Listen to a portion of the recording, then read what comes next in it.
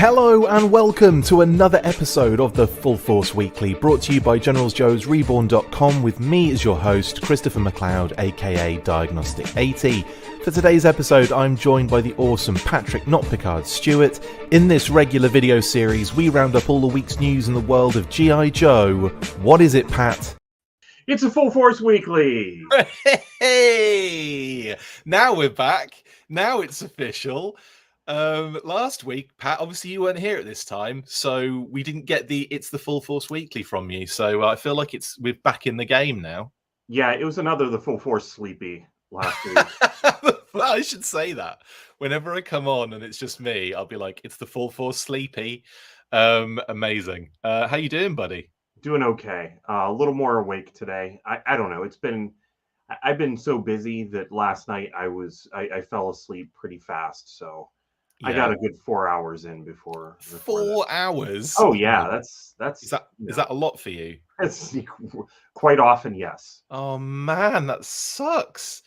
You need to get more sleep. In fact, have a nap now, and I'll do the show. You can just be on the screen sleeping the whole time. It's quite possible. There are the code words I saw in your slot. So. Do you want me to start with that so you can just get a nap in? I'll just take a mental nap during that. It'll be fun.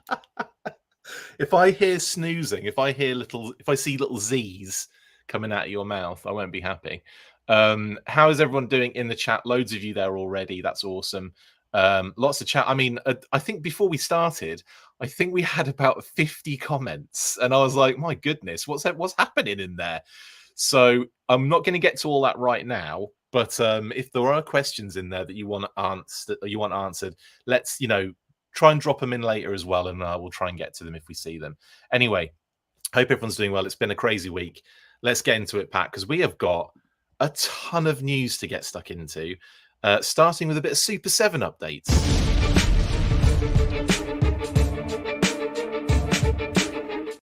Yes, Super 7 have revealed a couple of Deke-related figures. One has been knocking about apparently in Target for about a week and a half now, and I didn't even realize. And the other one is Scarlet. So let's look at Scarlet. So she was officially revealed by Super 7 in the week, and she's another reaction figure here, Pat. Do you like this kind of, now obviously the Ultimates didn't quite make it, the repaints of Scarlet, Jay and Baroness, but now we have them in reaction. Is that some sort of consolation here, or I mean, how do you feel about that? They're kind of different offerings to begin with anyway. Yeah. I like the fact that they are using some of those Deke colors. There's definitely some of those colors that I've wanted for a long time, probably Zorana. Oh, in particular. Zorana. Yeah, so it's nice to see that Super 7 is looking at these. Of course, I'm already more excited about the O-ring line than I am. That was good timing. That was good timing, wasn't it? You saying that, Chucky Tinderbin saying, "I wonder if we'll get these in O-ring." That's a good question. Do you think they'll do these in O-ring? Perhaps. I mean, what we've seen from the O-ring line already is definitely some new sculpts of old designs. Like, there's definitely like the 1985 Snake Eyes look, the original Cobra Commander look. So yeah, I could imagine them doing a new O-ring figure of the original Scarlet. And then if they do that, we'll probably eventually look at getting some of these colors as well. Yeah. But I don't think that they would do that right away. So that'll probably be several years out, if at all. Okay, that's cool.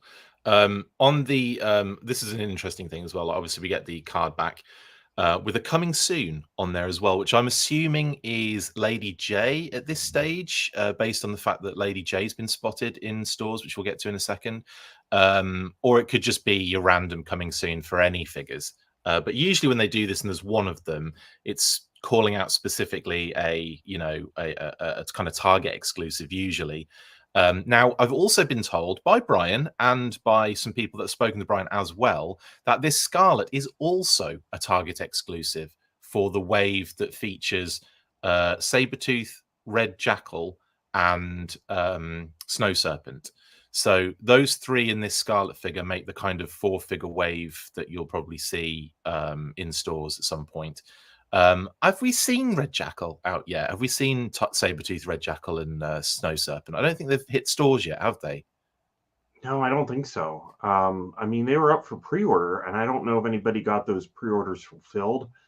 I generally haven't been pre-ordering anything lately. I mean, I have. I'm awful, but I've been avoiding it, and so far the reaction stuff hasn't been horribly difficult to get. Oh, apparently they have been showing up in Target. That's so they are out there. That's cool. That's cool. See, I haven't seen any of them, and I hit maybe 2 different Target. I hit one Target maybe once or twice a month, and then the other one maybe 3 times a week. Yeah, and I have not seen them. Parsis asked, did Super 7 ever do Cool Breeze in reaction? Curious if they get him in O-Ring. No, he hasn't been done at all in any form or fashion, has he, Pat? I've only ever seen, like, I think one custom ever done as well of him. But he's a cool breeze. He's a cool idea, I think, to get stuck into this O-Ring line. I've seen tons of Cool Breeze customs. Cool Okay, Breeze cool. is, in my opinion, like one of the arguments for going back to the O-Ring line. Yeah. And making that figure finally. Like when he showed up in the comic, it was just like, who's this? Because he has such a specific design. Like there's nothing generic about that character at all. Right. He looks really cool. Yeah, he looks really cool. Cool Breeze. So do you think we'll get Tiger Force Cool Breeze, Night Force Cool Breeze, Sky Patrol Cool Breeze? Because you got to think of some repaint potential for a figure like that. I mean, maybe you do it more along the time frame that he was in, like maybe a Sonic Fighters. Ooh. How mental would he be, Pat? What would the color scheme be on a Sonic Fighters Cool Breeze? And why is it neon teal? Right. I mean, it could be anything. Well, Sonic Fighters are odd because some of them were kind of like, very dark colors too. Like Zap was like that dark green with silver. It was a really good figure. I love that figure. The chrome is really nice, and that kind of shiny silver kind of vibe. Yeah, that's really, really cool. Yeah. But yeah, that have some wild stuff in there too. That helmet's really cool as well. Like how I don't know. There's just I love that Zap. Yeah, I think that Zap's one of my favorites actually from that era. Love to see glow in the dark Snake Eyes as an O-ring, says Max. That actually would be kind of cool if they started incorporating glow in the dark with some of the O-ring figures, wouldn't it? That's something I don't think we've really discussed yet. No, well, I mean, no matter whether you like it or not, I'm going to be putting O-ring into every discussion, so we'll be discussing everything at some point. But yeah, no, I kind of wonder if that's even a possibility, because will the glow in the dark additive mesh well with the multiple plastic types that they have to use for O-ring, as well as the I don't think anyone wants to see broken crotches, right? In the O-ring line. So maybe they could do parts of it as glow in the dark, but I don't think it's quite as easy as head to toe the figure's all kind of the same plastic as Glow Patrol. There you go. Ben says Eco Warrior Cool Breeze done. Eco Warrior's Cool Breeze, yeah, that'd be fun. Would there be a copyright issue that's kept him unreleased? Well, even so, if that was the case, they'd just do the usual name first, Cool Breeze, it's like surname thing, wouldn't they? They would just do that. I don't really think copyright comes into it anymore, because you can get around that if it's a naming issue, like a trademark issue. And it's not like the character's like well known in something else and was taken from something else at the time and put into the Marvel comic. It was a completely original idea and figure, even if it does look a little bit like Sergeant Apone from Aliens. Even if it does look a little bit like him, it's more so from the toy line, not the actual movie. Yeah, I'm seeing what you mean. Apone looks so close to Cool Breeze. It's not even funny. I mean, they're different decos and everything, but it's just interesting how that they. Yeah. Anyway, enough of that. Yeah, I think Cool Breeze should be cast in transparent material because he's dead, says New York Knight 1974.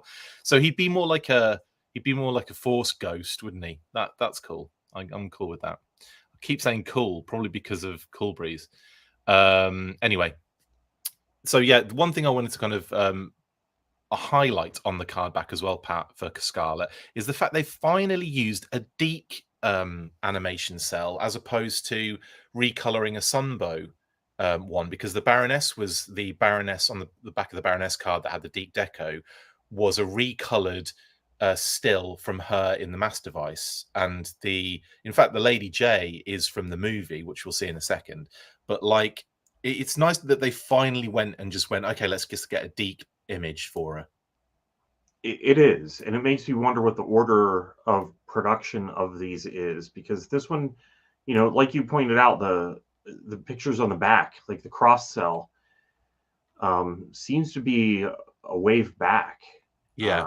I wonder if those are placeholders. Is that what people are actually finding in the store? Because no, I mean, all of them are being found now and are out there, including Sabretooth. But does that card back actually match? No, the card back, obviously this particular Scarlet I believe is for those other three figures, but it doesn't have them on the cross sell. You're right, totally. I think the people that in the comments that were talking were responding to my Sabretooth, Red Jackal, and Snow Serpent comment as well. So I think all of it's being seen and found at the moment now, but it's almost like there's a little bit more confusing in how and where these figures are in sort of a wave structure. It doesn't, and it also adds that confusion when you say Scarlet's being shown with, you know, like as you said, with Barbecue, Hawk, Pilot, Buzzer. Yeah, and she was on a leaked list from Target a while back as well. Like she was, yeah. There was because I have been keeping track of all of the reaction leaks and information of what's coming, to just try to keep a list of things, which has been sometimes challenging. Difficult. It has been, yeah. Yeah, I can imagine. Yeah, so I don't know. It's a little weird to me that that the cross sell is kind of older, but it does feel like we've moved ahead in the sense of having that art match the Deke animation. Past Progy though, Pat says broken crotches make for an authentic Joe collecting experience. So maybe that's something they have to implement in the builds of the figures going forward. Anyway, that's Scarlet. There's some artwork as well from Jason Edmiston, and it's again I think the colored version of the one that he did for Scarlet originally. And here is the promo image of the figure. I was joking about this on the burst, but it's funny, isn't it, how they still somehow manage to get some sort of pose out of the reaction figure sometimes with such minimal. My favorite one actually was that blue Fun School Snake Eyes that they did. He's like literally running, and I'm like, I still don't know how they got him in that pose. It's incredible. Well, I don't know what they're doing here with the feet. Like somehow they've anchored the feet to the ground for this image. Yeah, they've got those points like literally. Yeah, it's skills. It's skills. I wonder if you can actually do that. Probably not. They've probably got some sort of tack there, haven't they, or like something holding her up. But it's it's cool. It's nice. Will you be collecting these, Pat? Because I know you are quite on top of the Super 7 reaction stuff. You know, I buy some of it new. I got the stuff that they had just come out with at Joe Fest. I haven't been buying everything as soon as it comes out, but I've been slowly going back and filling in some of the stuff that I don't have. Yeah. So I really actually liked the robot Cobra Commander. It's fun. Yeah, there's some cool ones in the reaction line for sure. Definitely. But overall, I'm just more excited to move back to O-Ring. I have no idea what you're talking about. They've never really mentioned it yet, have they? And as well as that, we also get Lady J. Now she's been shown up a little bit more often and quite recent, like the last week or 2 weeks or so. So I just didn't realize this was the case. Ritz Murphy sent us this image. Thank you very much, Ritz. He kind of caught this on his jaunt to Target. But again, you kind of see a slightly different call out on the back without that coming soon box, which makes me think that Lady J is the coming soon for the Scarlet figure that's on the thing, because they're both Target exclusives, I would imagine. That's what I'm getting here. So I'm assuming Lady J is the Target exclusive, possibly for these figures, this wave that's on the back of the card, and Scarlet is the Target exclusive for the newest wave, which isn't called out on the back of the card, interestingly. But we do know that Super 7 do make changes in production quite often. We do know they make decisions. They change their mind. They move things around. That has happened quite often. And it doesn't surprise me that there might have been a Baroness, Lady J, Scarlet possible wave of reaction figures in much the same way as the Ultimates. But when the Ultimates didn't perform very well, maybe they just broke them up and put them into separate places. Does that kind of sound like it's a possibility, Pat? Well, it seemed, I mean, sure. It seemed like there was, that the last wave, though, was very small. Like it was almost like it was shortened. Yeah. So I don't know. I mean, I don't think that they are stopping the reaction line. They've said as much, that they still plan on doing reaction figures of G.I. Joe even after the O-ring line happens. But it does seem like this most recent wave could be the last like wave proper going to Target or to retailers. So maybe they'll just do special things, like we've seen that Snake Eyes that's coming to San Diego. Yeah, I would expect a lot more things maybe like that are special releases. Yeah.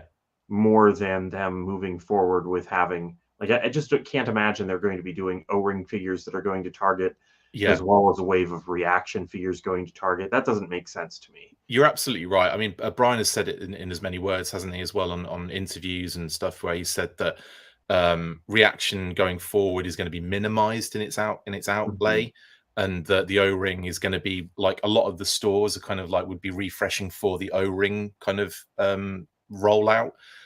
So obviously that does limit and minimize space for reaction figures.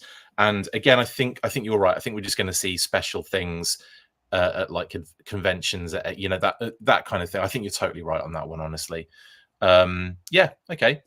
Well, it's not all Super 7, because I forgot on my last stream in the week to add this image to the Super 7 section, and that is one of the t-shirts that's going to be available at SDCC for your purchase. Now, on the front, they've given the corner aspect of the comic, that little kind of corner call out that has the date, the price, the company, etc., the little image of the figure and what have you.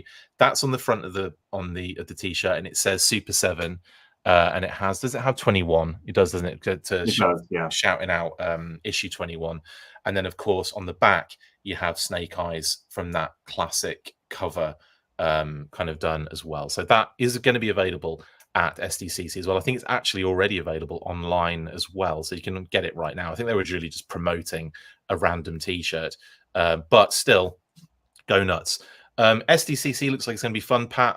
We still haven't really talked about, well, we talked a little bit about Cobra Mortal, about Zartan, the Ultimates figures, on the last episode, so we won't need to go into that again. But I can't help it, but I'm so excited for all of the foreign things that happen, like the foreign releases that are getting homaged currently at the moment. We've had Glenda and Cobra Mortal in reaction, which is going to be, that was the Joe Fest exclusives, wasn't it? Yeah. We've had obviously Cobra Mortal in the Ultimates as well, coming soon for SDCC, and we've got another shout out by the Hasbro Classified team, which we'll get to a little bit later on, which has got me very excited. But are you happy to see all this foreign sort of homage? Yeah, because whenever the G.I. Joe line ended in '94, and a lot of us were online clamoring for more G.I. Joe, there was a lot of new stuff to discover. There's still new stuff to discover internationally. If you're into Fun School Variations, you'll be discovering those the rest of your life. Yeah.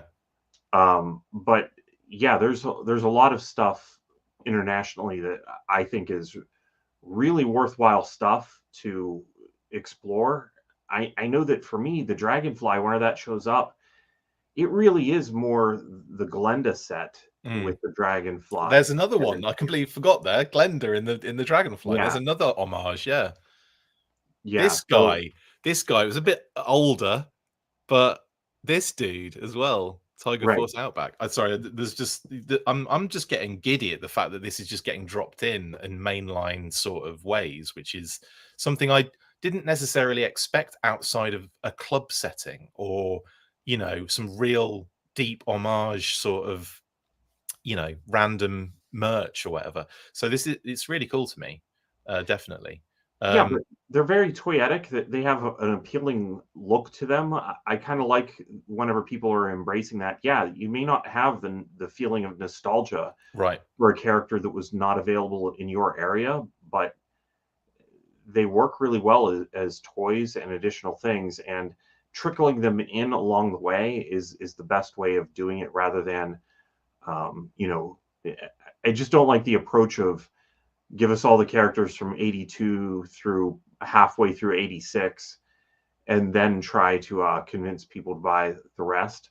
I right. think that introducing some along the way, and if you don't like it, don't buy it. But they're pretty cool stuff, and I'm happy to see more of that out there. Here's a question for you, just quickly, and we'll move on. But what's your favorite outside of the US? What's your favorite sort of GI Joe kind of country, I guess, for releases? Is there like a certain area? Like, is it Argentina? Is it Brazil? Is it Russia? Um, Is it India? Is it the UK? What's your favorite sort of it is the Europe? UK, because the very first stuff I ever saw was from a magazine. There was a picture of Red Laser, and then I had met up with another collector who was local Yeah. back in maybe 1990, and I remember sitting down. We met up at the library just to talk GI Joe, and I remember sitting down, and he had like an old box that like floppy disks came in, like you My had. goodness, Yeah. yes, And he yes. and he opens that up and pours out, and he's like, "I bet you haven't seen these." And it's all European Tiger Force, and there was a Quarrel in there and a Red Laser, and I'm like, "No, I haven't. I Can haven't can we seen these." can we take a moment to imagine how expensive that little box is to this day, right now? Now, yeah, Like, imagine opening that, because I'm sorry, I'm getting massive nostalgia vibes from floppy disk like box. Do you know what I mean? yeah. Did it have the key thing in the front as well? No, it was like the cardboard box, like Oh, if you were to buy, like, several blanks. I see. But I see yet what you the mean. cardboard box for those was, pretty sturdy and nice, with, like, a nice flip top, Right. so you could have your discs and return them I to it, thought you I know? thought you were talking about that plastic one that lifts off like on a hinge and has a little key hole in the front to lock it and No, everything. Oh man, but they would open similarly to that. yeah, that's hilarious, man. Okay, cool. Yes. Well, I'm glad that was the correct answer, to be honest. But So, aside from that, the second spot would be Brazil. oh I yeah. just like the fact also that the European stuff was, made in the same factory as the United States stuff, so it was all very consistent in Yeah. quality. Yeah. Yeah. No, you've got a good point there. There's some really, I mean, there's some amazing variants all over the place. It's it's kind of like the MCU. There's all these variants running around. But like I like the fact that the UK had this, there was a big media presence that created an almost different universe. Like the comics and all the storyline that went along with it and everything. So there was like there's definitely, I like it when there's a lot around it and it's not just they release the figures in a different country and some of them are slightly different and have different names. That's really cool. But when you have that extra universe around it is just so awesome. One of the things that blew me away was just how many ever so slightly different things Spain had. When I got that Spanish, shout out to the Spanish guys that put this together, good friends of the show, but that the book compendium series that they produced not too long ago, unreal. And that, like, looking through that and just going, I didn't know that. I didn't, and I can't even read Spanish anyway, but like you can work out what's going on in the pictures, but like I was like, I did not know this. This is amazing stuff. So yeah, I love finding new things out as well about all the specific little details around like Europe and the South America and stuff. It's amazing. Anyway, there's more news to go through, Pat, so we better get stuck in. Next up then, and this is something that I know is right up your Strasse, G.I. Joe Wiki.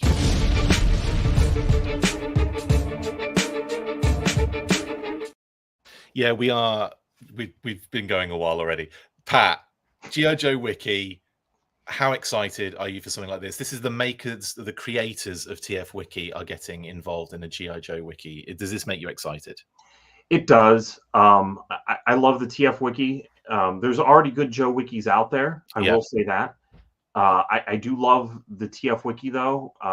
It's nice because you can just kind of browse. And, with Transformers, I've experienced a lot. I've never stopped collecting Transformers or following it since 1984. So it is telling that anytime I go there, I can just click on the go button and go to a random article and find information that's interesting or new. I love the fact that whenever I get a new figure that's a Transformer, give it a month or so. Philip has me in the habit of this. If you look at the TF Wiki, a lot of times if there's an interesting fact, like if anything's misassembled, they'll list that. Yeah. If anything has a change to it or a really interesting bit of trivia, right, it'll be listed there along with that toy.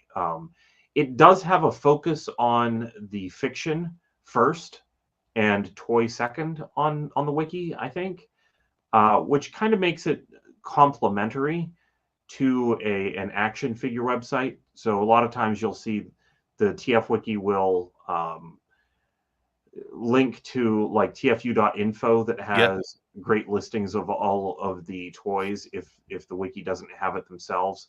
But it's not like the wiki has a breakdown of all the accessories and things like that come with a Transformer.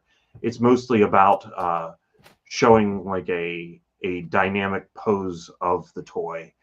And then also above that, breaking things down by universe and which version of things are out there. And in a lot of ways, I've felt like we've needed that for a long time for the G.I. Joe.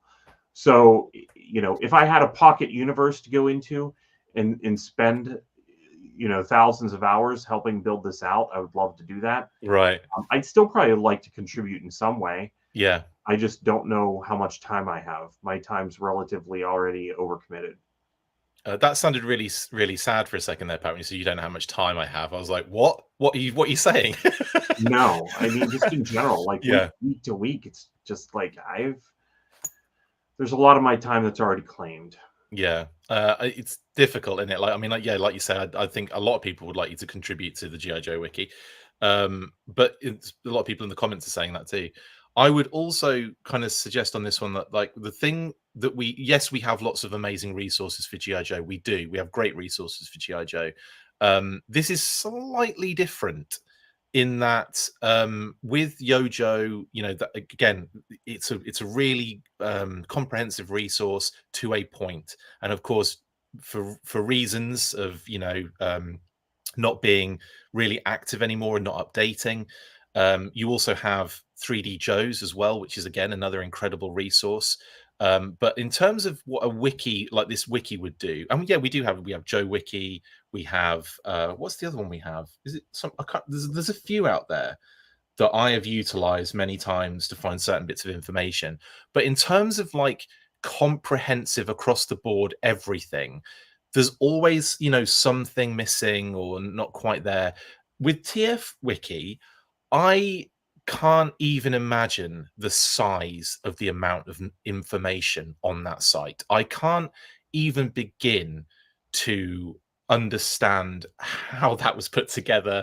Like the amount of stuff that just, you can, I mean, Prime's a good example because obviously one of the most, well-known, popular, whatever you want to say, most made toys as well. Like you look at the Prime wiki, and it is just, I mean, you'd be on that for a month just trying to take in all that information, just that one figure, that one figure, that one character.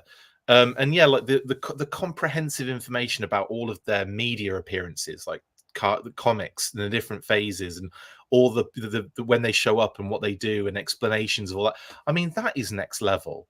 And that's something, again, that you can kind of go to the internet and sort of get some here and some here and some here. But then there'll be that thing where I'll message the group and go, guys, do you remember in like 95 when this happened? Or do you remember in like 2017 when someone said this? And what was, and like, we'll all have to like go on a deep dive search to find it out. I feel like it's going to take a while for G.I. Joe Wiki to get to that stage, but it's going to be a lot easier, isn't it, in the long run, for us to kind of actually find this information? Well, with that in mind, there's one major thing that the TF Wiki does, I think, yeah, that G.I. Joe needs. And whenever we go see a movie like Snake Eyes, right, and it doesn't, it's not the fact that it doesn't match the stuff that existed before it, but I feel like a lot of Hollywood is a little lost when it comes to presenting these properties, and so often it's just easiest to go to the most recent version of things. That's why, you know, the nanomites were the story of, right, you know, the first GI Joe Rise of Cobra. Rise of Cobra, yeah. It was based a lot on the Devil's Due book, which had been like a recent version of GI Joe, and you could tell that that's how that came about. With Transformers, since it's so focused on the fiction, I think that they have put all of the facts at the fingertips of the people in those writers' rooms. Right. And I think that G.I. Joe desperately needs that. And this could be a more of a long-term benefit to us getting the ability to see a more familiar G.I. Joe on screen. And yeah, totally agree with that. And what I would also say is, just to kind of reiterate, there are so many great resources online for GI Joe information. There are so many, but again, not one place does everything, you know, in terms of like the deep kind of knowledge or information. Not one place does it. You have to really go and look for things sometimes. And I tell you what, this is going to make my research a lot easier for Let's Talk Classified videos, because the amount of research I have to do, and then I still miss things. And like, I'll reach out to you guys in the chat and go, right, I'm nearly finished with this. This is what I have. What am I missing? And it'll usually be that kind of, you know, that kind of group think would like get us, you know, those other things that I've been missing. And then I do the video, and then someone in the comments goes, oh, but what about? And I'll be like, son of a absolute B. I'm back to square one again. So yeah, like that, having all that information in one place would be great. And again, TF Wiki is extraordinarily way more about information than it is about like, and yeah, they have images and, you know, images to kind of go along and corroborate certain aspects of what they're talking about. But for the most part, we are talking info. And one of my favorite things about the TF Wiki is that the bottom, usually of all of the character things, they have those sections of just trivia for those characters. And that is where I get like lost mainly. It's like, I did not know this. And it's like stuff that is like, you know, some of it I'm like, does everyone know this? I didn't. And like about a character or something, or about some reason for a character, it goes into the depth of why the creator gave it that name, or why, you know, that kind of thing. And you're just like, damn. And then there's stuff I just forget, because at the time we're at like a convention, for example, Pat, and, you know, like, you know, I'll throw us back to a Joe Con, right, back in the day, and they'll say something on the panel, like, you know, some real bit of deep info, and it's like everyone kind of like grasps that as a thing, but it's not common knowledge because it was only known to the people in that panel room. Do you know what I mean? And then you'll say to me like, oh, they did a panel about this and I wasn't in that panel. And I'll be like, this is the first I'm ever hearing about this particular bit of information. So like, I know that a wiki like this is going to have that in the trivia section eventually. Just like, there you go, it's there. You're never going to forget that now. Right. And it that kind of stuff almost felt like, as building out pages of Yo-Jo, that kind of stuff felt a little bit like it would bog down that kind of information structure. Whereas the way that the wiki is, it being more story based, I don't think that would be a problem. I see that RKW1138 says it better include Cobra Commander's origin story. The way that they would handle that, if you look at the TF wiki, you have all of the origin stories broken down by universe. So you probably have a page that would say Cobra Commander disambiguation, and it would list out all the universes of Cobra Commander. So you'd have like the original Marvel Cobra Commander, the original Sunbow Cobra Commander, the one from G.I. Joe Renegades, Retaliation. And it would give you each one of those versions of that character separated out, along with the backstory that he had in each of those universes, so that you'd be able to see the differences if you wanted to compare them, but also just a nice breakdown of each one. A couple of things have come through here, and totally agree with you on that one, Pat. Ryan says, can confirm licensees rely on wiki and fan-gathered info tools much more than you might assume. I don't think I can assume any more than 100% on that one, Ryan, because, again, we've heard from, like all sorts of different people who were working in those things. They are always looking at that stuff because that's how you have to research it kind of nowadays. Imagine what it was like back in the day without the internet, Pat. But then again, I suppose you're just creating stuff originally at that point, aren't you? So you don't have to necessarily worry about it, or you have access to the information because you created it in the first place. But there must have been a period of time going into maybe like the late 90s, early 2000s, where the internet exists, but research wasn't as developed, was it, at that point? Right. It is difficult sometimes going back and trying to find information on stuff that I'm putting together. You know this as well. Some of the stuff that we just thought that we'd always remember, so we didn't write it down. Right. Might be time to write some of that down. I should say that about everything, because I don't remember anything anymore. Pastor Prog has made an interesting point, but I think we can answer this question. I wonder if Hasbro has an in-house wiki. Not really. Or scrapbook and archives. Yes. The library, I have a newspaper scrapbook going back to the 1800s. Lots of unknown history there. That's really cool, actually. That's crazy when you think about it, isn't it? But we can obviously confirm Hasbro has an archive. Unfortunately, with the archive, it isn't completely comprehensive. It's bits and pieces at this point, and also it's in such a way that, I mean, a lot of it goes missing and ends up in collectors' hands. Have you noticed that? So I think a lot of the stuff that would have been in an archive for Hasbro has made its way outside at some point. Well, they had floods that destroyed a lot of the old information, and things were discarded. There's another terrible story about that. Apparently, where they kept a lot of the kind of toys, like the boxed, examples of like boxed vehicles and toys and stuff like that, and carded figures across all their lines. The warehouse wasn't 100% maintained at one point, and broken windows, bad weather, and all sorts of temperature fluctuations caused a lot of that to be unusable, just destroyed, basically, which is really sad, isn't it, when you think about that? Like, at least put the windows up after they're broke. Just fix a window so that stuff doesn't get destroyed. But sad times. But yeah, they don't have an in-house wiki as such. They do have an archive, but again, it is kind of bare bones at this point. I would say. I really think that if you look at the Transformers output over the recent years as well, some of the obscure characters that have been showing up in that toy line are most definitely because the designers have the ability to quickly reference that information. Even if it's stuff that they already know, it's nice to jog the memory. Yeah, absolutely. 100%. Right. Well, that's G.I. Joe Wiki. I can't remember if I put it in the link in the description. If I haven't, my apologies, but you can obviously go find it on our Facebook and Twitter and Instagram pages as well if you want to find that link, and go check it out to see how it is doing. I don't know. I'm sure it started. What about 3D? We talked about 3D Joe, Stygian. and we highlighted how good a resource 3D Joe's is, but it doesn't in the comprehensive information kind of state, it doesn't go into those sort of details that the TF Wiki does. So as amazing as it is as a resource, which it is, as is Yojo to a degree, and many other kind of situations, a G.I. Joe wiki is something that I think a comprehensive wiki of information is definitely something we need.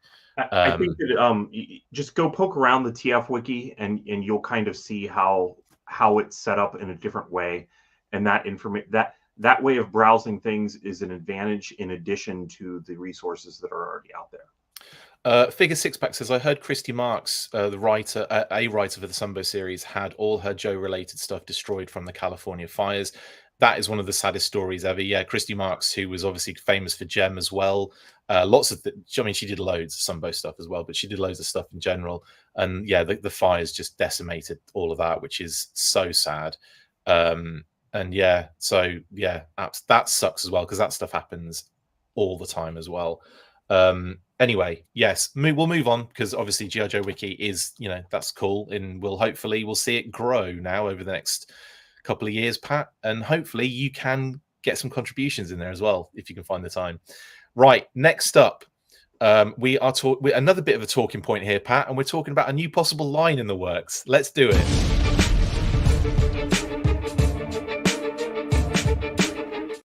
Yes, Brian_blocks on Instagram has posted a very interesting image during the week of what is, by all vision based, is basically a G.I. Joe Mega Construx line. Now these are prototypes for what look to be Duke and Ace. Pat, first off, how excited are you for this? I'm really looking forward to it. I do think it's funny. The Mega Construx is no longer the name of that line, though. Is it not? What is it now? It was Mega Blocks a long time ago. Knew that. Thought I was being clever. And Construx was a different toy line that was also building things. Yeah. Since Mattel had them both, they went Mega Construx and made one toy line. Now it's just Mega. That's it. And they'll refer to it as Mega Brands. God damn it. Okay, I'm behind the times on that one. Yeah. And I'll tell you why. I'll tell you for why. It's because I'm a huge fan of Mega Construx, Mega, which is what I'm going to call it from now on. All of those things combined.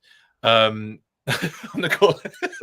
I call it any of them, because Mega Blocks Construx is an easy way to do it. Actually, Mega Blocks Construx is easier, because I'll just move the words around. No, I was a huge fan of the Turtles versions of those. So we had all the Mega Blocks Turtles, we had all the Mega Construx Turtles, and we had. I'm not even sure if they brought out one, if they've done any stuff under the Mega brand, only Mega yet. They might have done one of they have. Yeah. One of the black and white single figures might have been that.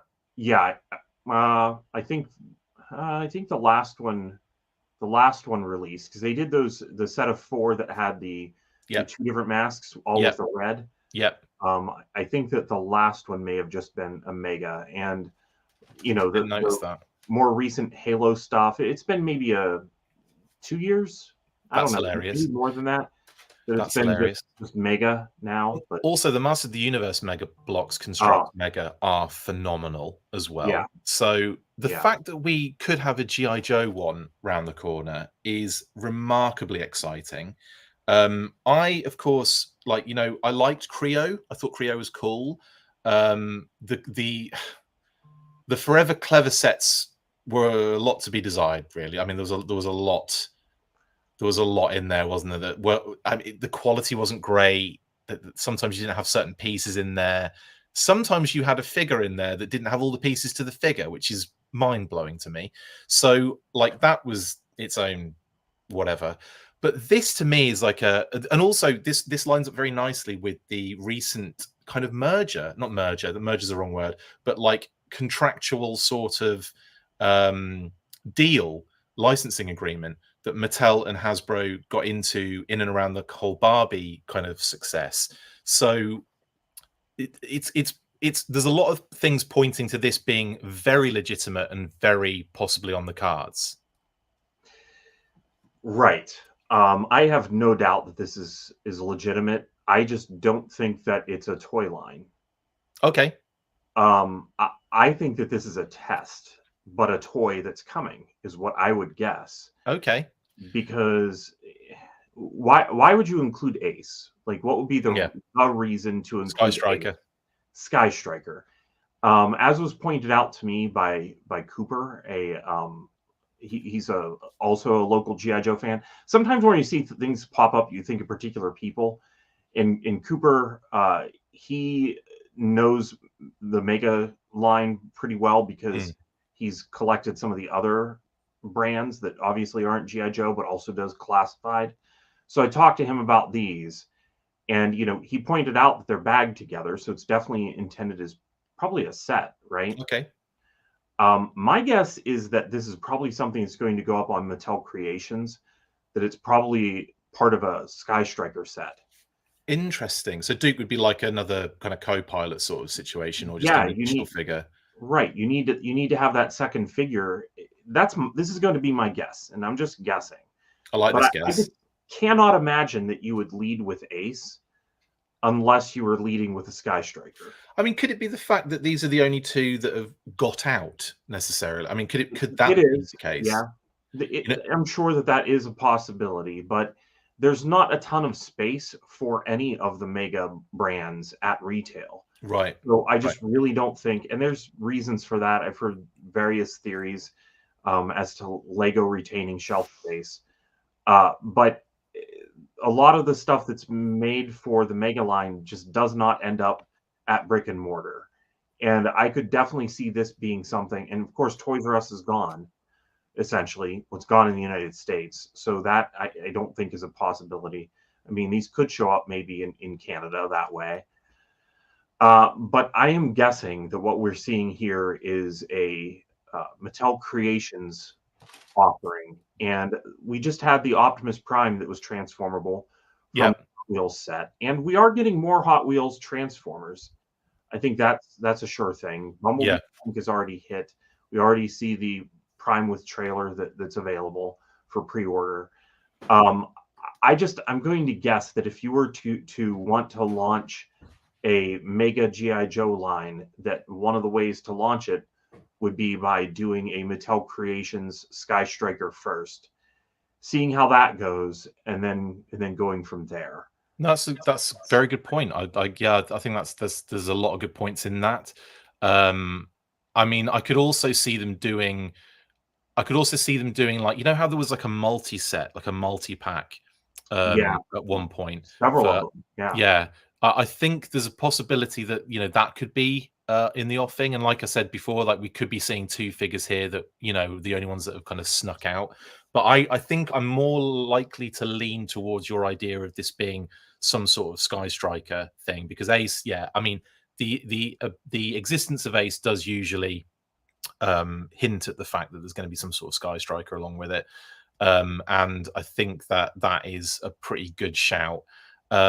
Could it be, do you think, maybe do you think this could be a thing, that it could just be like a Pulse exclusive sort of vibe, or like Pulse and Mattel Pulse and Mattel exclusive that kind of comes up in that kind of like as a set on its own, boom, done. I mean, it would be on Pulse anyway, even if it wasn't exclusive in limited quantities, but I could see something like that happening for sure. Yeah, I could see something like that happening for sure too. You can kind of also see, well, maybe those are new parts. I'm wondering how many of the parts in here are new. Like all the stuff in white, I think is the stuff that's definitely new. I don't know if they already had legs that happened to look like they would work for Ace. Oh, what do Ram Man's legs look like? You know what? This could be Ram Man. Yeah, that's a good thought. That could be. Because you do have a lot of different parts to choose from already.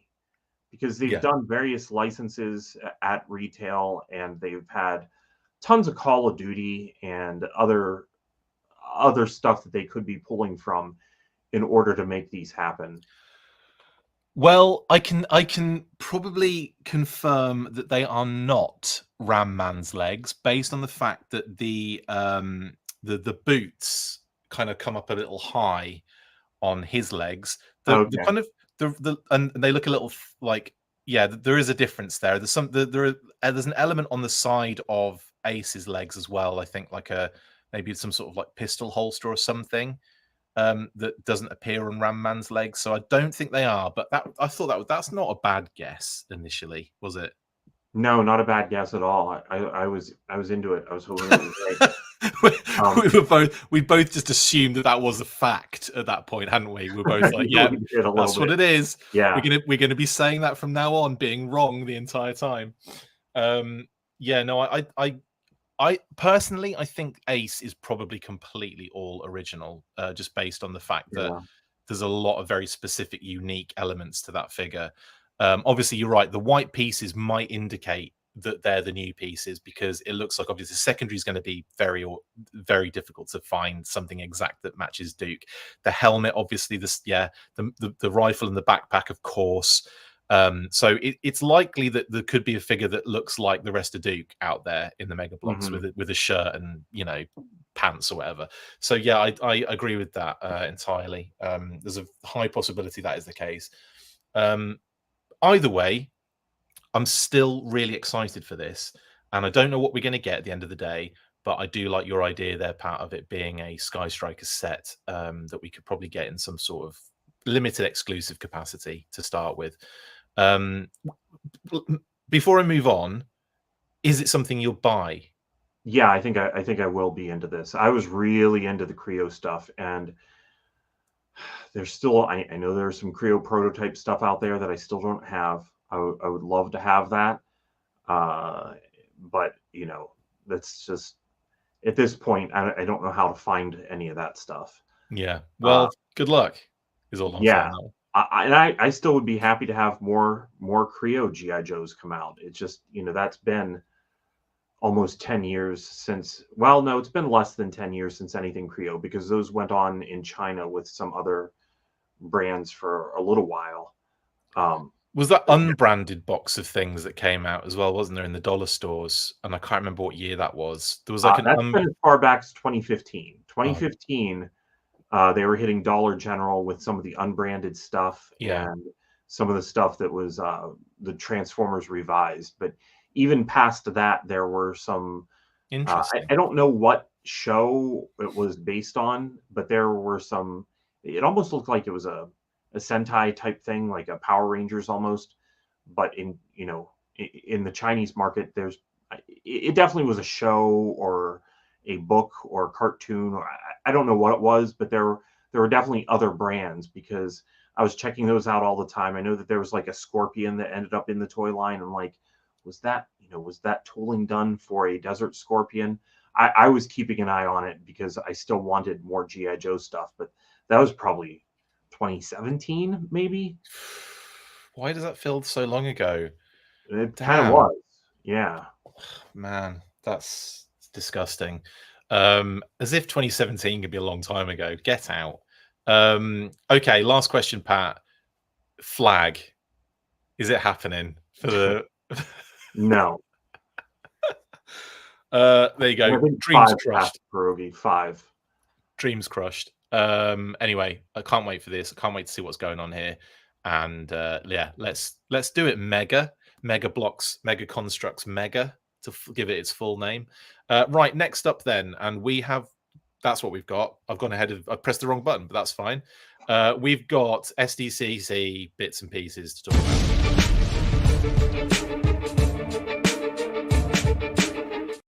Always pressing the wrong buttons. HasLab Teaser 2 is out, featuring the Baroness on a Mars Industry propaganda poster, very much in the Rosie the Riveter kind of style as well. And of course, we have San Diego Comic-Con International details that have been announced, which I don't have visually to talk about, but I will just tell them to you, basically.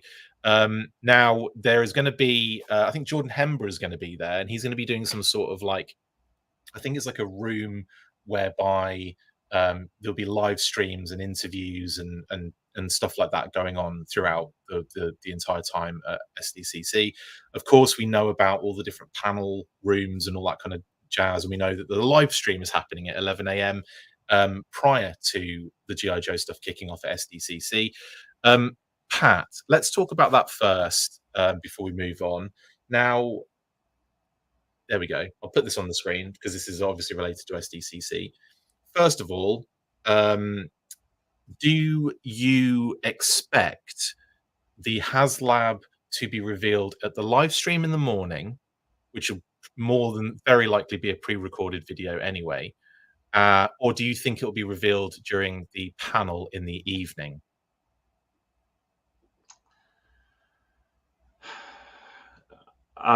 Maybe during the panel, maybe. Yeah, yeah. I don't know. What are you thinking? I can't stay on.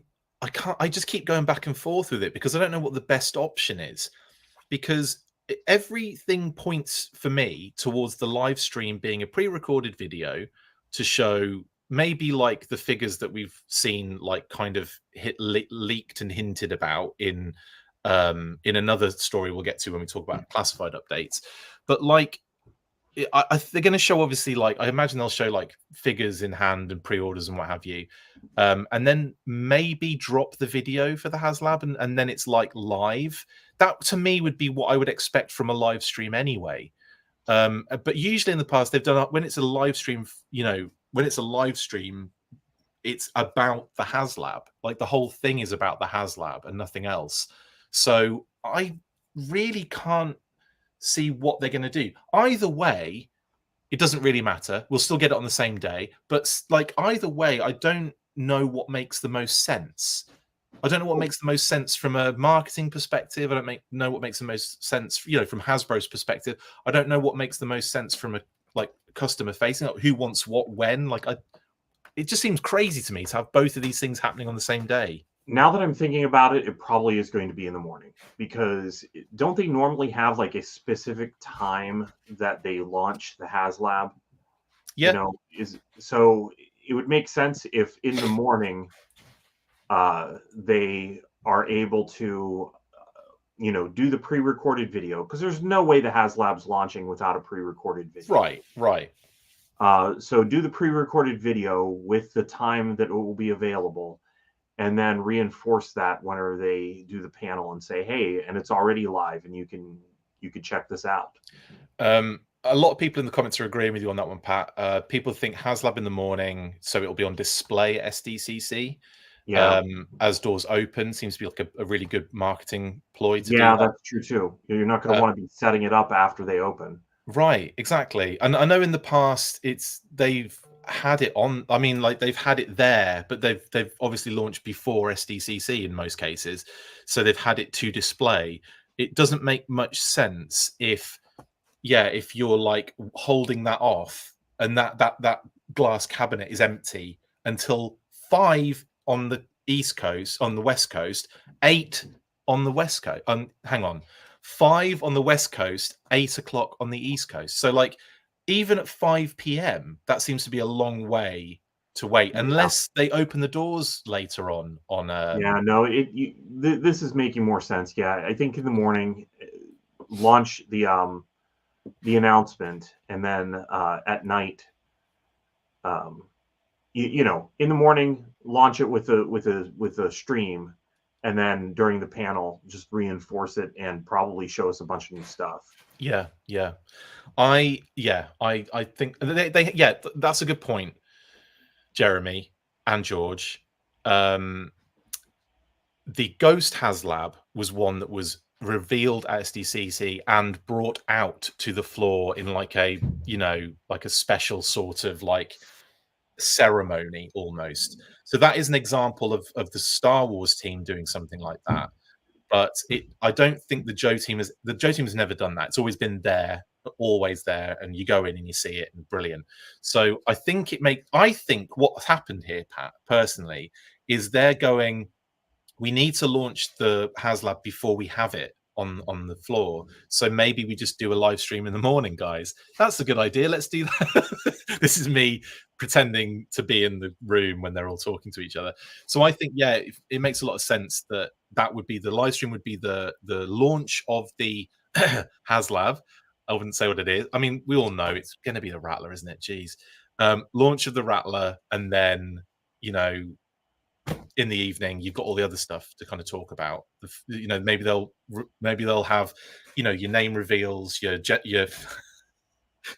digital render reveals. I nearly said digital gender reveals then. Your digital render reveals, and then your other figures that are maybe going up, promo images of other figures that are going up for sale, Cobra Commander, of course, as well, and all that other stuff. So maybe they'll split it up in that way, and that seems to make a bit of sense. The other thing is, though, the wording of what they're saying for the panel suggests that they are launching it at the panel. But I don't know if that's just like semantics or they changed their mind and didn't change the copy. Do you know what I mean? Like, I don't know what that necessarily indicates. And that's what has me confused about, well, maybe they are going to reveal it fully. Well, maybe the reveal happens in the morning, and then the launch time that it actually goes online is roughly around the time of the panel. So maybe that's why it's worded as it is. Possibly. I haven't looked at the wording myself. I mean, they just say, like, you know, to launch the latest HasLab sort of thing. It's not like, it's just worded in such a way that makes it feel like it's going to be launched at the panel. Anyway, that aside, SDCC, this is always one of those shows that I'm so, like, I enjoy from a distance, and I'm happy to enjoy from a distance because it just seems so mental and frantic and packed and busy and insane and loads of stuff going on at the same time that I get overwhelmed being at home and watching most of it and having all that information flood in. Is it a time of year that you enjoy? Is it something that you enjoy kind of like getting into? Do you enjoy the news coming out of the show? I do. Yeah. I just thinking of it though, my legs are tired and I get thirsty and need to find water wherever it is close by. Like, I just think that would be way too much. I'm getting old. Too much walking for me.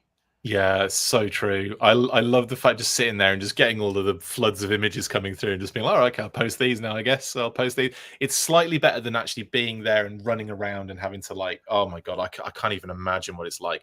Yeah. So massive shout out to Phil, of course, for doing all that.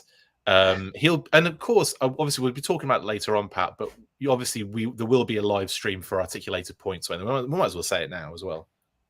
Yeah, for sure. So we're past, that 1,000 mark. So thank you to everybody last week for supporting us and getting us, a comfortable cushion as well. So if we have some people who are like, what is this channel, and unsubscribe, then we'll still be past that 1,000. What is this crap? What the hell? What is a Starcom? Well, I don't know what this is. Right. Anyway, that's amazing. That's amazing. Hydra says, I think you were all reading into it too much. Why would you have a pre-order for a new HasLab go live in the evening when people around the world are going to bed? No, you're totally right, Hydra. I think we are overthinking it. And it's just one of those things where, certain bits of information have kind of messed me up a little bit to kind of think, oh, maybe. But no, I think everyone's probably correct in the comments in that it's more than likely going to be the pre-recorded HasLab sort of launch at 11 a.m. And then, all the extra bits and pieces will be corroborated and reaffirmed and reinforced during the panel. Yeah. And I totally agree with that as well. It's just one of those things where when it came up, and I think when I saw the wording, I'm like, well, how does this work then? And the fact that there's going to be other stuff to show off. They've mentioned it. There's going to be other pre-orders. There's going to be other figures in hand. There's going to be other like name only reveals and render reveals and stuff like that. There's going to be things like that as well. So it's just interesting to think, like, how it's going to be worked around, and it makes the most sense that the live stream in the morning is just purely the HasLab video. It makes a lot of sense. Right. Excuse me. Right now, we also got a bit more information, of course, for the period of time which the HasLab will be kind of working in. I can't think words today, but it starts obviously on the 25th of July and goes to the 9th of September. So it's a 45-day funding period, I believe. I haven't counted that correctly, I know. I think I'm sure someone else already did the maths for me on that one. But yeah, I believe it's a 45-day funding period. And that just, makes sense with everything else around it. Pat, just a quick question for you, bud. Have you had any thoughts about what you think the price point on a Rattler might be for a HasLab? I think that we talked about this last week. Didn't we land on like $300? Is that what we talked Yeah, about? it was like, I think we were in the kind of 29999 era, which was Yeah. what the his tank was. Yeah, yeah. Yeah, somewhere around there. Maybe a little bit more than that because it has been a little while. I wouldn't be angry or upset if it was well. Maybe I shouldn't say that if anyone has like listening, they'd be like, "Oh, I'm not going to be angry or upset if it's 350. Just tack it on." Yeah, I think though that they can hit 300. It all depends on how many electronics and what parts are in there, but yeah, we'll see. Yeah. HasLab pre-recorded because the SDCC internet bandwidth is not a guarantee. Well, Stanley, the all their live streams are pre-recorded now, aren't they? But they've got that live element to them because they record them in takes, but they record them in person. But yeah, and also they're not going to be around to do the live stream live because they'll all be at SDCC. So that will be the main issue on that one. So I think we can 100% safely assume that the live stream will be a pre-recorded video, though in the morning at 11 a.m. Obviously, the panel will be live and on articulated points, so go check them out. Yeah, I've gone too far. I've done it again. Pressure's on, Philip. Yeah, pressure is on, Phil. So get sorted, mate. Right. Sometimes they don't allow streaming. There are panels where they say, "Hey, no streaming," and if that happens, there's not anything we can do. So that sucks. Keep that in mind. Honestly, thankfully I think the Joe team are very open to that. Yeah, I think so too. Yeah, I think we'll be all right for this one. But you never know. Right, next up then, Pat. Let's get through some classified updates because there's still a lot to get through, and I don't want to keep you here longer than last time. Not a ton of time, right? Right, let's do it.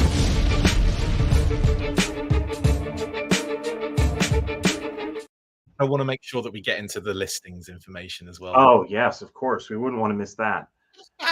Loads of classified updates. Let's start then with Let It Roll 9044 getting us images of Tripwire. I just knocked Outback over. There's a reason why Outback is on my table, by the way. Tripwire and Roadblock Tiger Force figures. Obviously, the sets showing up in Target, or not necessarily showing up in Target. They're at Target stores, but people aren't allowed to buy them until I think tomorrow. So I think that was the date. I might be wrong. I think it was the 21st. Either way. They're a bit locked at the moment, but thank you very much to Let It Roll 9044 for getting us these images of the figures on shelves. Actually not on shelves, in the back room shelves. So that's even cheekier. And then there, of course, is Tiger Force Wreckage as well, and the Tiger Paw.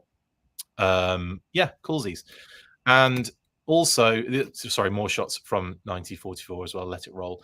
Again, thank you very much for these. We really appreciate it. As well as that, though, we also got images and a video, an in-hand review video from a Shark-Eyed Toy View for Wreckage and the Tiger Paw.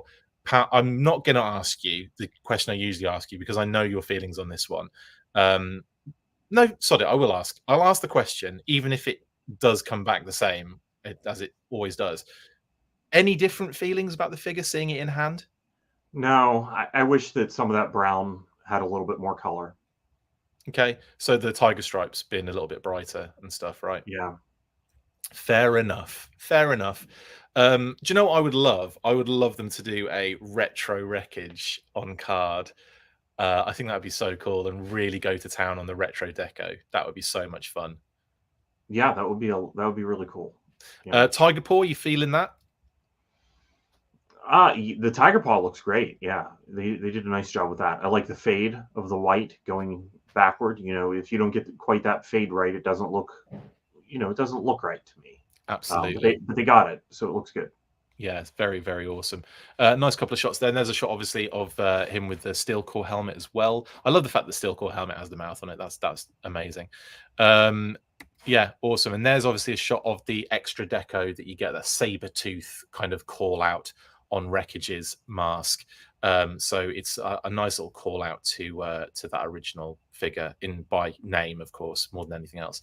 Right, and then of course we also got the Night Pursuit and Shockwave coming into people's possessions. Images here from Darren Marshall, who sent these to me as soon as he came in for him. He got a few of these actually, and here obviously is the Night Pursuit.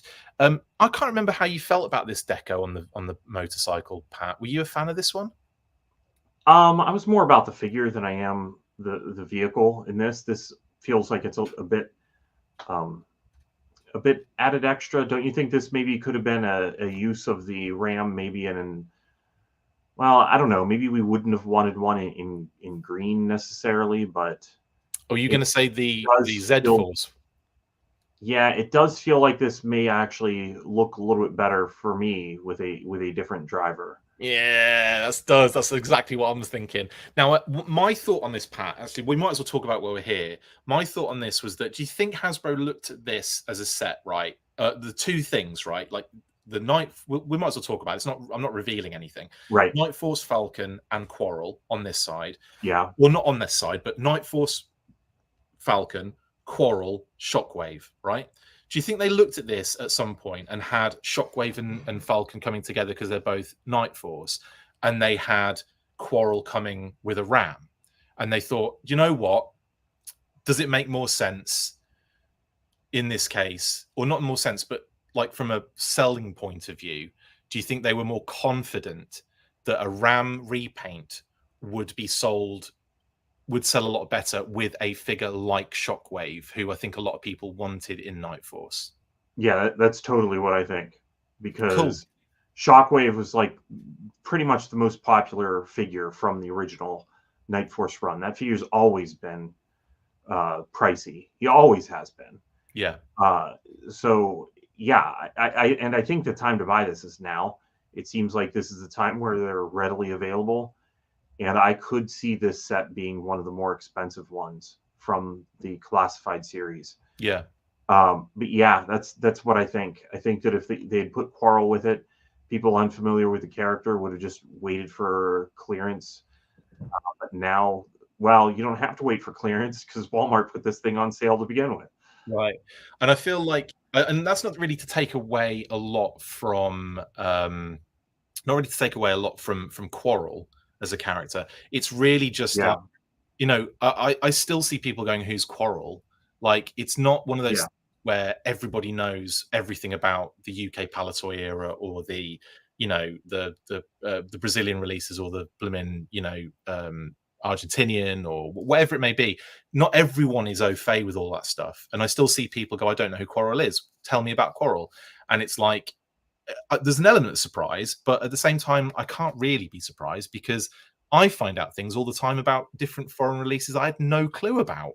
So it's definitely one of those things where I think, from that perspective only, lack of knowledge of a character might have an effect on that selling, just in general. So I think that might have been their thought process with this one. And it might have just been in the process of, you know, moving characters around and putting, not necessarily they made a 2-pack of Falcon and Shockwave and then changed it, or they had Quarrel coming with the Ram, but maybe at some point they had those things and they moved them around in like a development phase sort of thing, is kind of where my head is at with that. They may have right from the beginning known that they wanted to do both, but this combination would have been better to sell, because no matter what vintage character from Night Force you put with the Ram, I think that Shockwave is the one that's going to help it sell probably the best. I have to agree with that, I think. Jeremy says Night Force Charbroil. He disagrees. But yeah, anyway, I think it looks really good. I think the figure looks phenomenal, and I really do like that deck on that bike. And again, another steel core edition. We're getting that helmet in so many different flavors. I love it. It's crazy cool. It's almost like we have the same amount of steel core options now as is it Black Major or Red Laser that does all the steel brigade figures? Black Major, yeah. I feel like we have enough combinations now to really give them a run for their money with classified, which makes me laugh. Anyway, now, in addition to those, thank you very much, Darren, for those images as well. In addition to that, we had a YouTube video go up by the Island Viper. not to be confused with another YouTuber out there, but they posted this information regarding road pig and raptor. Now, the information was that they put in orders for 2 figures. One was a figure and pet, a road pig and pit bull. So that information is out there now. And raptor, raptor being a $34.99 price point deluxe figure. So doesn't really change what we kind of knew after finding out that Cobra Commander was the SDCC. But obviously we were told early on that Raptor was going to be the SDCC. And it's kind of making a little bit more sense now that it might have been because of the date that Raptor might be coming out. It sounds as if people are ordering these from a kind of wholesale perspective or a retailer perspective, that they might be coming very soon. What's coming very soon, Pat? SDCC. So do you think that maybe 2 and 2 was thrown together here and they got 7 or something? For sure. Yeah, that makes sense. I mean, the information was good, just a little bit not on the nose. Exactly. Yeah. I have to agree with that one. And obviously we put our hands up when we corroborate information that is technically wrong. And that was wrong. So obviously we're getting Cobra Commander for the SDCC, and Raptor will just be a deluxe figure. But honestly, when I think about it, it makes more sense. It's probably something I would have preferred looking back. Sure. I don't really think we don't really need a Raptor in an SDCC sort of situation, do we? We need Chuckles in SDCC personally. Yeah, true. That's a good point, actually. No, I think Chuckles would definitely have been fine as a standard deluxe or even just a regular retail figure, in all Just honesty. regular retail on Chuckles, yeah. But we may even get Chuckles in that fashion again. I could see obviously him being redone in like a movie deco. I could see him redone in a Night Force deco, in that weird 50th anniversary autumn fall sort of vibe. So he's got opportunities to be done as a standard figure. Raptor doesn't really have that, does he? Like, it's not like we could get a Raptor in a different deco. I mean, can you think of any? Well, you could do like comic book versus toy or something like that, but I don't really see it making sense. Yeah. No. You could do a retro version and make the cowl 7 foot high, couldn't you? You could make a really tall cowl on the head. Sure. But no, and obviously we've seen parts from that that figure as well. So it's it's pretty known. I think that's going to be a banging figure. I'm really excited for Raptor, really excited for Road Pig. And now we know that Road Pig's got a pit bull. Pat, are you a Pat bull? Are you happy to hear that news? What were you hoping for in terms of an animal companion for Road Pig before I told you years ago? Exactly. I don't think there was ever a point where I didn't. I don't think there was a point where it was like Road Pig with unnamed animal. You're just like, yeah, it's gonna be this. And so I don't think I ever had a time in my brain where I really was trying to figure that out. Let me change the question and pretend that never happened. If I hadn't. Regardless, whenever you did say that, like, I've pictured in my head what it's going to look like. Like, right. Could it look like could it have like a crazy haircut like the dog from the Mr. T cartoon? That would be amazing. Then it would belong more with Ninja Force Zartan. Would. Yeah, like a bit like friggin' with a mohawk. Yeah. Well, do you think it'd be do you think it'd be like one of the dweebs from Rude Dog and the Dweebs? Right, exactly. Like that. Like that. I don't know. I think that there's an opportunity, since it is a dreadnought dog. Yeah. I honestly I'm really not just expecting a straightforward pit bull. Yeah. Okay, yeah, no, totally. Again, maybe that is what it is. But I would expect, something. Some flourishes. Have an earring or something. Yeah, yeah. It's got to have a crazy collar. It's got to be a crazy collar with spikes on it or something. I don't know. Yeah, no, I totally get that. as well. Like I think that would be a wicked for the for him. And I think a lot of people have said things. I saw a comment the other day on the news burst when we talked about the kind of leak of this information. Someone mentioned that they could see it being like a reuse of Junkyard, but a different head sculpt. And I think that's a possibility. It kind of makes a lot of sense to do that. Similar dog types. So yeah, I think that would make a lot of sense. Will says dog will have an anarchy tattoo. Right. So did Darren as well. Amazing. Great. Yeah, amazing. Oh, New York Knights 1974 says a white pit bull with a red stripe down its sides. Genius. Just like his hair. That would be great. Yeah. Oh, what's something about names? That's a good point, actually. Do you think well, the pit bull's got to have a name, hasn't it? It can't just be road pig and pit bull. It's probably got a name. For sure. Yeah, that's something that I'm waiting on to hear. Give us your best names in the comments, please, guys. That would be great. I'm going to go with Terrence. Is what I'm going to go with. What are you going with, Pat? I don't got anything. I'm not going to go with anything right now. I'm not going to commit. Pat's going to go with Pat. Pat Bull is what he's going with. Dog Knock was a good one. Roadkill is a really good name, actually. New York Knights at 1974. That's a really good name. Yeah, that is a good one. Just seeing if there's any. Mr. Worldwide, that's genius. If you know the artist Pitbull. Cujo. Tap says Pastor Pierogi, because obviously that's, yeah, we get it. Or Tip in this case. Tip Lub. Tip Lub. Doug is a good one. I like that. Roman. If you know, you know. I don't actually know that one. Pork Chop. That actually would be awesome. If it came with a pork chop as well, that would be freaking amazing. Some good ones here. Spot. Oh, that's a cute one. Donnie. Fiona. I like it, Ryan. Genius. Hog Dog is an interesting one from Jer Bear there. Anyway. Mean Dog. I don't think they can get away with that one, Will. Well, no, they probably could. It's the only time we're getting a mean dog, probably. Pigskin, Buster, Jaws. These are all good names. King Chungus, the Road Dog. That's a good one. Scooby, Little William. Okay, that's enough now. You can keep them coming in, but I'll stop repeating them. Do you think Raptor's going to get names for his birds, or do you think they'll just be... No, I think that maybe we do need some names for birds. Yeah. Yeah, I'm going to go with Terrence again. Anyway, let us know in the chat, and I may, if they're funny enough, I may read them out.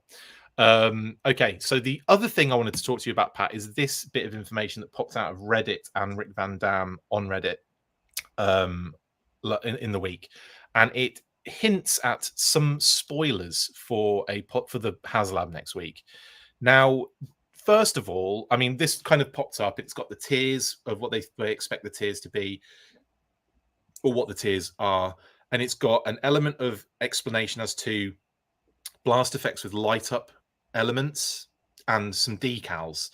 Now, this to me looks more like a mood board or a like developmental sort of thing where you kind of, you put stuff like one of those elements before designers get into actually designing it. What do you think about that?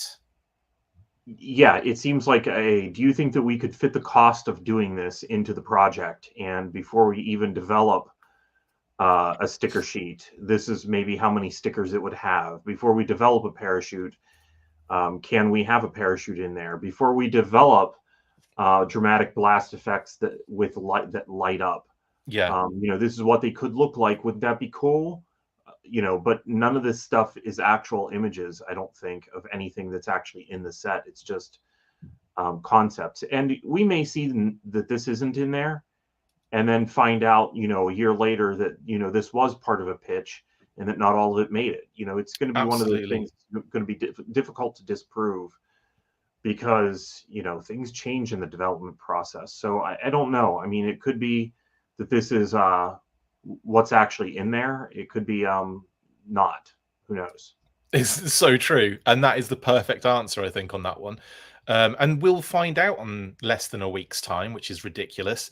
I'm not ready yet. I need a few more days to just get ready for the amount of news I'm going to have to live stream, and it's going to kill me, I think. But that aside, yeah, this is. I agree with you. I think this is one of those things where it could be. Yeah, some Chucky Tinderbin says a couple people said these images were part of the focus group from earlier this year. That's interesting. Oh, That's very interesting. So again, this could be stuff that we see, and it could be stuff that we don't see. Then in that case, which is again, that's really interesting. Thank you for that. So anyway, that said, we'll move on from that because again, this is all speculative at this point. We don't really know, but we do have a very good idea it's going to be the Rattler based on all of the hints and everything.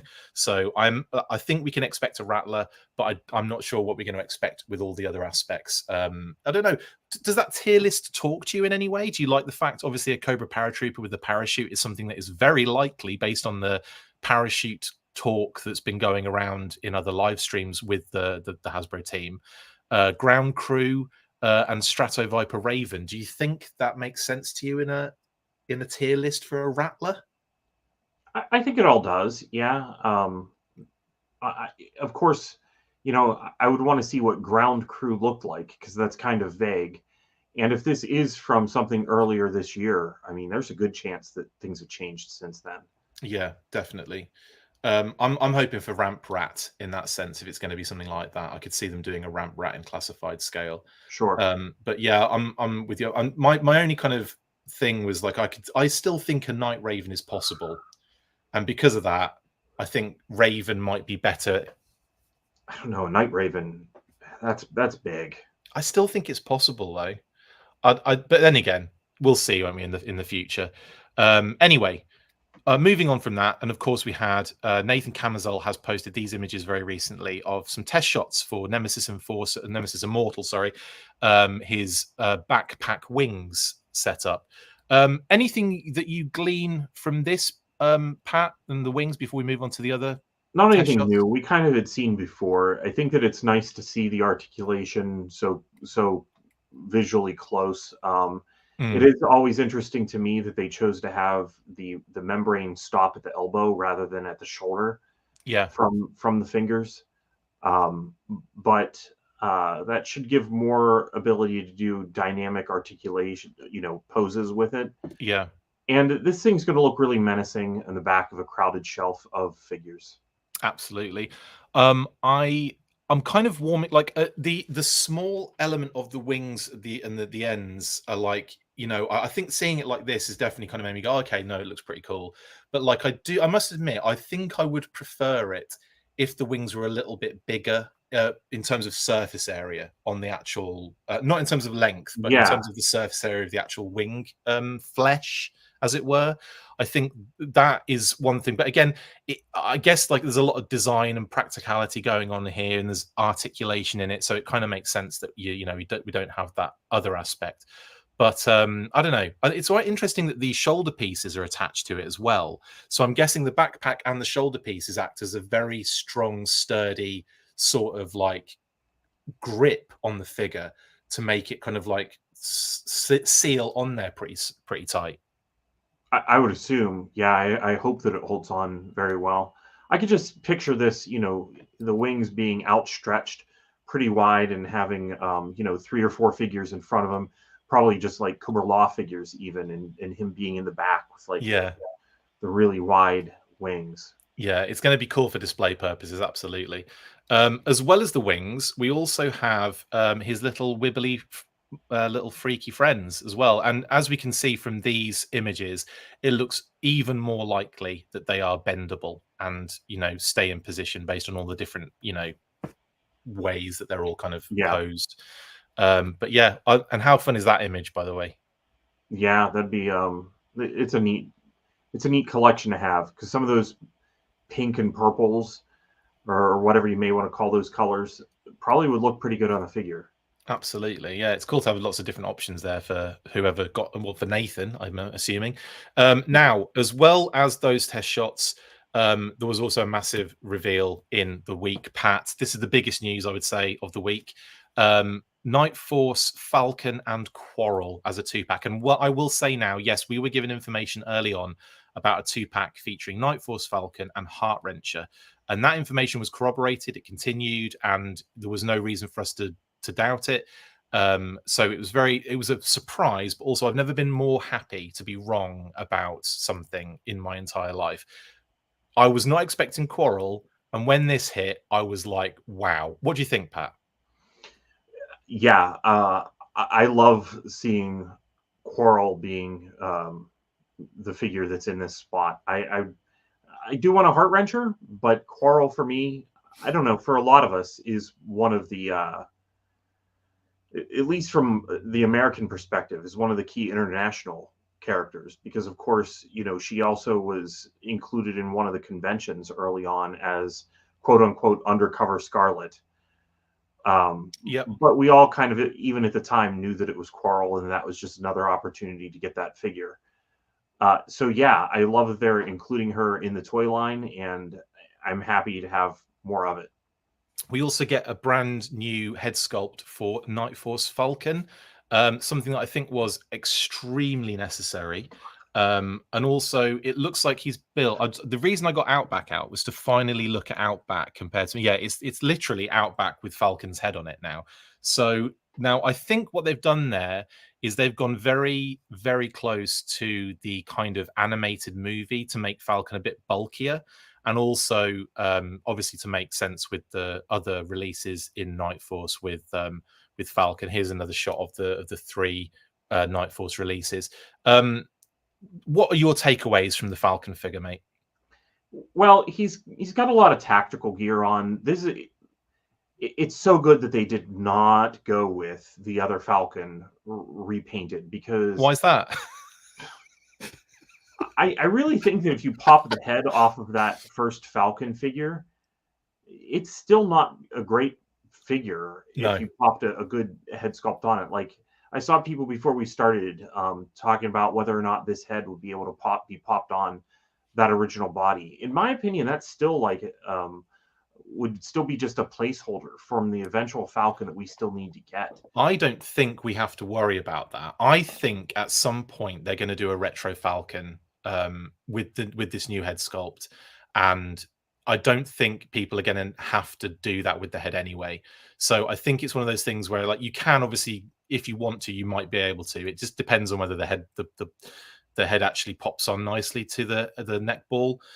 We know it's a bit inconsistent with older figures going into the new phase, but like from a certain figure onwards, they should be all uniform with the neck ball for the male heads. So I think, yeah, I think personally, I would 100% just give it a bit more time, because I think we'll get a retro Falcon using this head sculpt.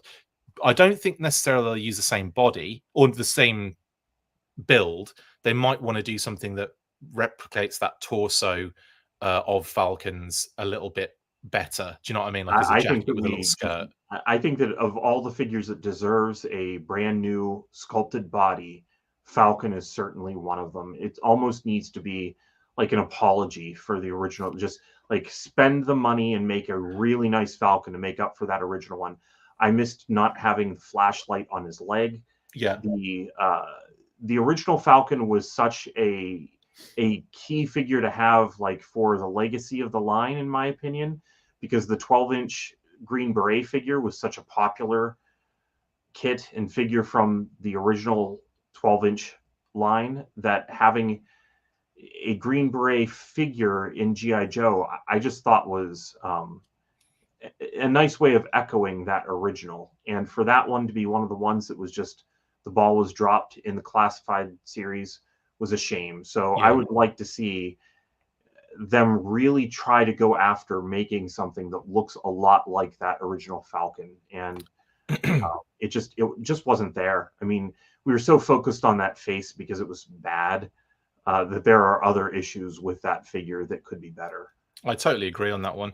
Also, Airborne's Customs AKA Darren has said it's the mainline Outback version 1 body, not the Tiger Force version that has a larger neck ball piece. And just to highlight that, we have a shot here of the 3. This is obviously Falcon, the two Outbacks. And if you look at the neck balls, the Tiger Force Outback one is massive. So it's really just the neck ball that's changed on that one. So yeah, it is. I use this one because it was closer to me to grab. I didn't realize the neck balls were different on the two Outbacks. That's quite funny. Me neither. Especially considering they, are they not utilizing the same friggin' head sculpt? So I don't know. That's just weird. That's weird to me. I'm glad that they're kind of getting to that point where they're uniform. They're making that uniform size. So it's going forward. They're going to have the same head neck balls, because that's one of the things with the line of figures, you want to be able to move heads around. Like, it's just it's a thing. So I'm glad that they've kind of figured that out. The deco as well, Pat. I'm not sure if like the deco on that Falcon wasn't great. On that first Falcon, like, it didn't stand out. It didn't look anything really like the deco on the original Falcon.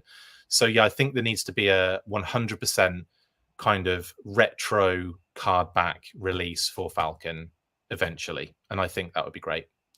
Now, another thing that we were talking about before we went on here was the fact that he takes deco advice from the original, but he takes some other elements from the most recent club version, the FSS version, where obviously the shoulder pads you mentioned are something that comes from that version, that 4-inch version, and of course the knee pads.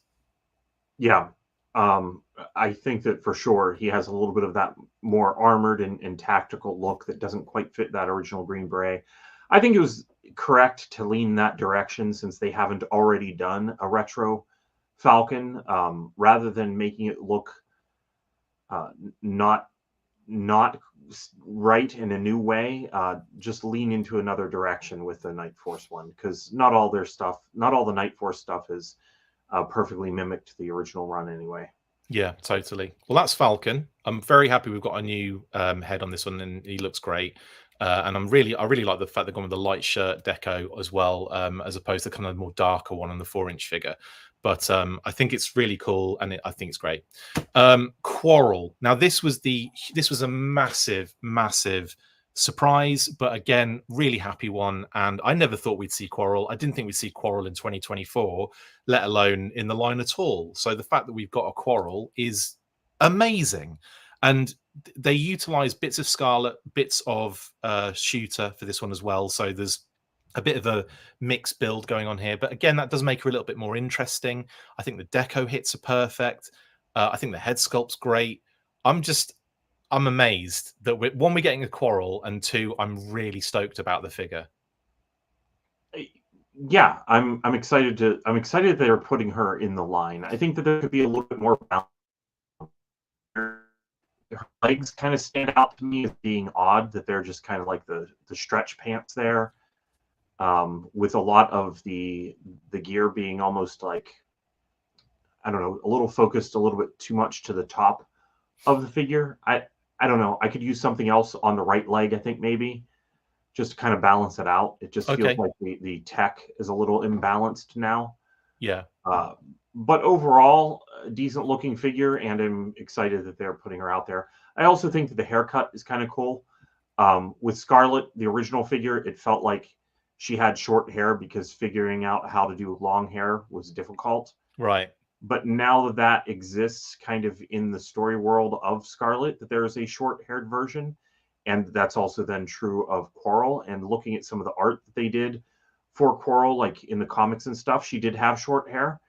So it's nice to see them lean into that, and instead of trying to figure out a way, since they can now, to give figures long hair, just go with the short hair, and make that new, and make her look different. I mean, it's excellent that you're going to be able to put her on the shelf.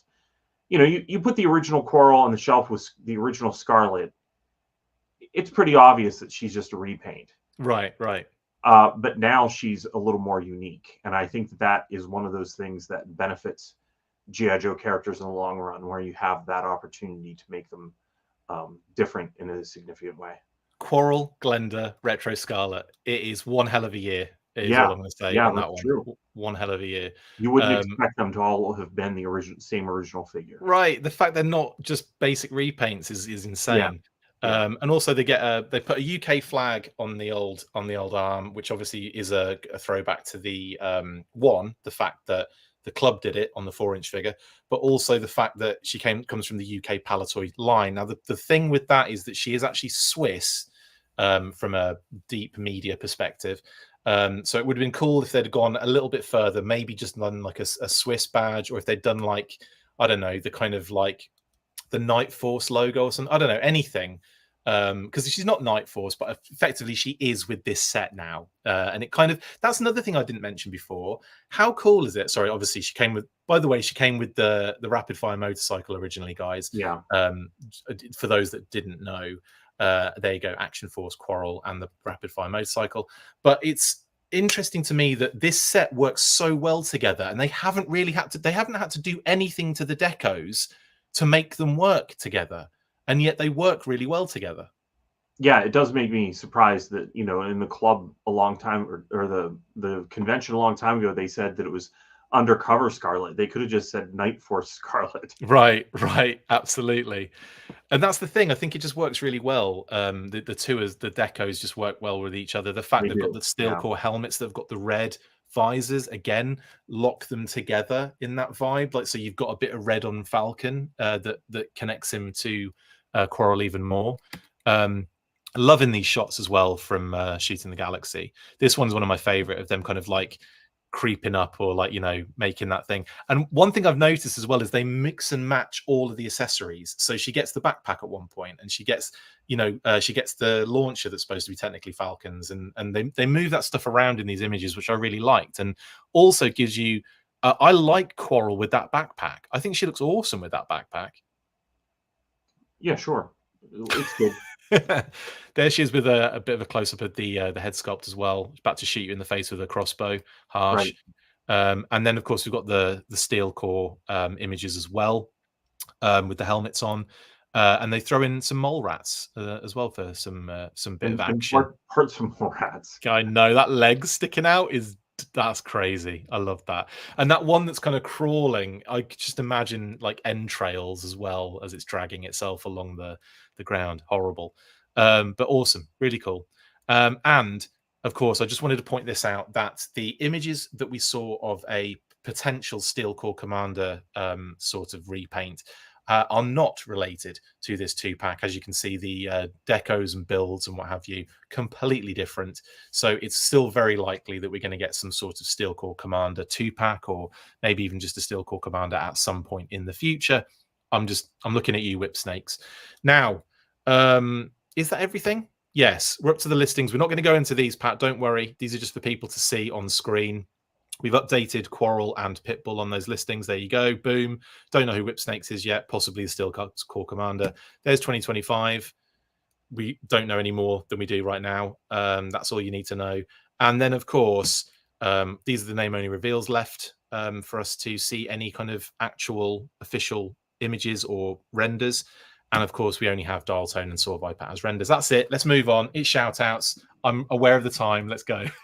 Have you tried Hoarder yet? No? Well, you need to. If you have a collection of things and want to create a fun and easy way of organising it, and of course showing it off, then get involved. You can post items and build collections, and you can drop a status like getting a fun delivery or seeing some awesome related stuff on your travels. Build your collections with Hoarder. The app is free to download on Google Play and the App Store, so what are you waiting for? Get to hoarding.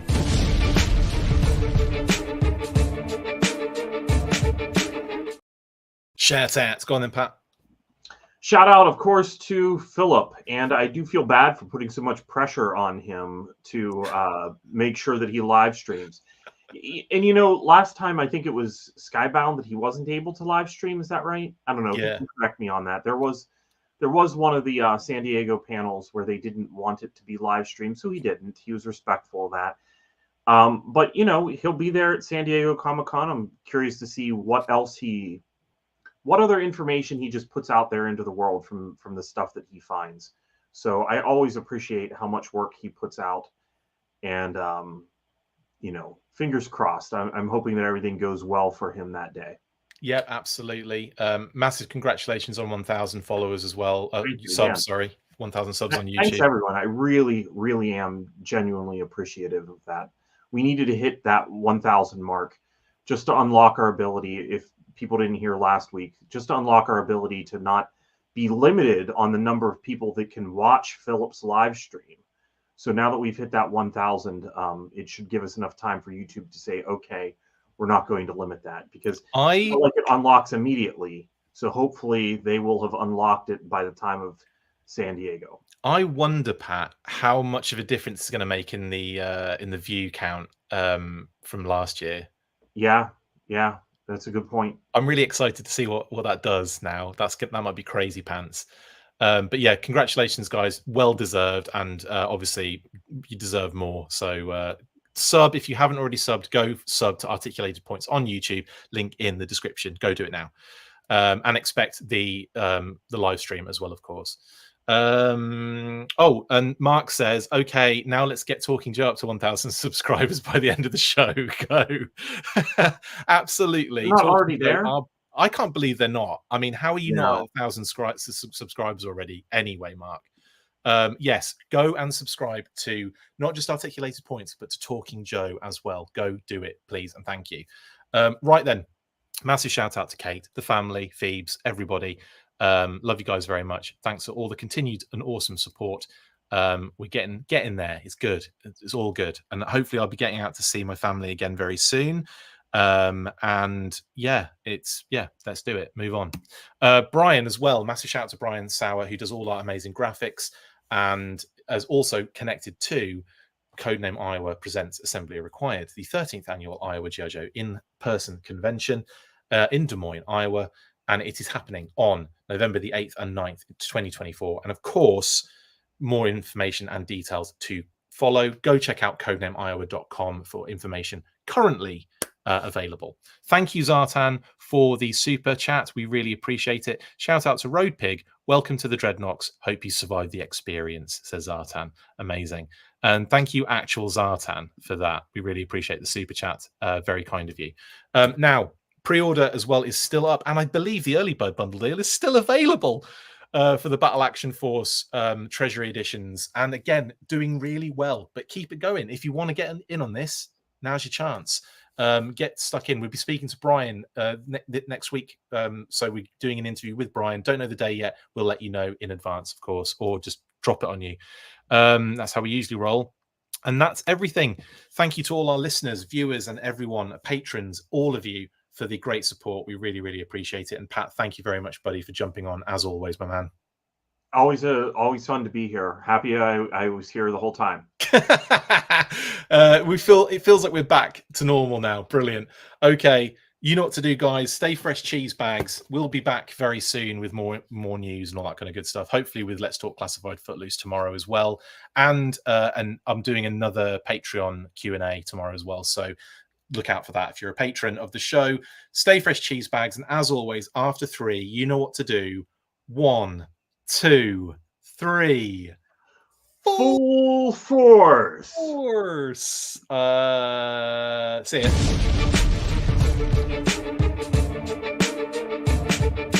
Make sure you get involved with the discussion by liking, sharing and commenting on these videos, and as always you can keep up with the show after listening by following on X, formerly Twitter, @TheFullForce, liking the Facebook page, facebook.com/TheFullForce.